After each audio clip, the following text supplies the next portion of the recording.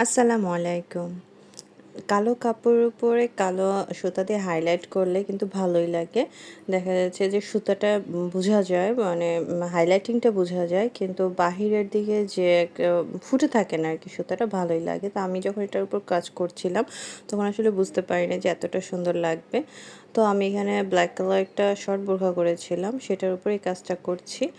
পুরো ফুলটাই হচ্ছে একটা রিল সুতা নিয়েছি কালো রঙের ২ তার সুতা দিয়ে এভাবে চারপাশ থেকে হাইলাইট করে দিচ্ছি। আর আমি ফুলটা হচ্ছে রেড অ্যান্ড অরেঞ্জের একটা শেড সুতা নিয়েছি। আসলে শেড সুতা দিয়ে কাজ করার সময় যদি একটু টেকনিক ফলো করা হয় তাহলে কিন্তু খুব সুন্দর লাগে। আমি শেড সুতাগুলো র্যান্ডমলি কাজ না করে যদি একটু উপর নিচ করে কিংবা উল্টাপাল্টা করে শেডটা আনা হয় তাহলে কিন্তু খুব ভালো লাগে। যেমন আমি এখানে ফুলের উপরের দিকে কখনো অরেঞ্জ শেড দিয়েছি, কখনো নিচের এক সাইডে অরেঞ্জ দিয়েছি, মাঝখানে রেড দিয়েছি।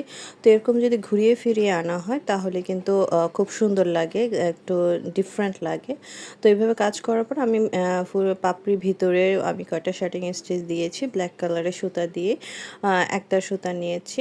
তো এইভাবে করে সবগুলো ফুলই কমপ্লিট করেছি। তো আমার এই কাজটা কেমন লাগলো অবশ্যই কমেন্ট করে জানাবেন। আর কাজগুলো যদি ভালো লাগে লাইক, কমেন্ট, শেয়ার করবেন। আর আমার পেজটার সাথেই থাকবেন। ধন্যবাদ।